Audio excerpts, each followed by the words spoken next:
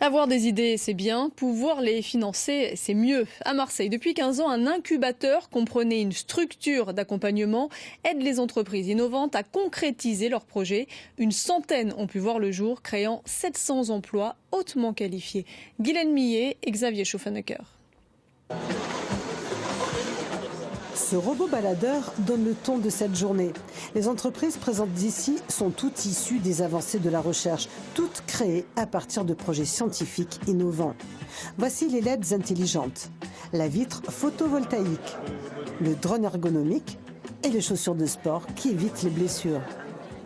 C'est un produit innovant qui est aujourd'hui breveté, qui a la particularité de pouvoir assurer aux sportifs la solution pour faire les mêmes efforts avec moins de fatigue, moins de blessures.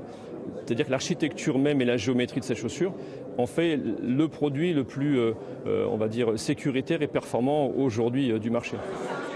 Durant cette journée, organisée par l'incubateur Impulse, une fois par an, les financeurs viennent faire leur marché. C'est le cas de cet homme à la recherche des technologies de demain. Et ce nouveau carburant révolutionnaire à base d'hydrogène retient son attention. Notre objectif, c'est de financer peu, mais très fort, pour accompagner ces jeunes startups dans le temps.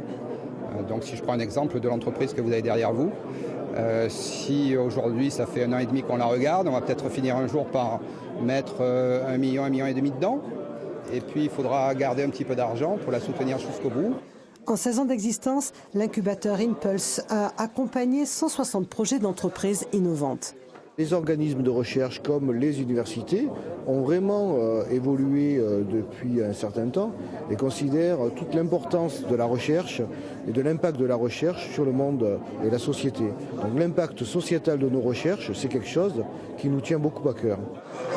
Déjà aidées et propulsées, certaines sociétés reviennent pour lever de nouveaux fonds. Parmi elles, Graftis, une réussite avec son capital de 15 millions d'euros. Forte de sa technique de remplacement de l'os naturel, elle a comme nouveau projet de s'attaquer à une maladie courante, l'ostéoporose.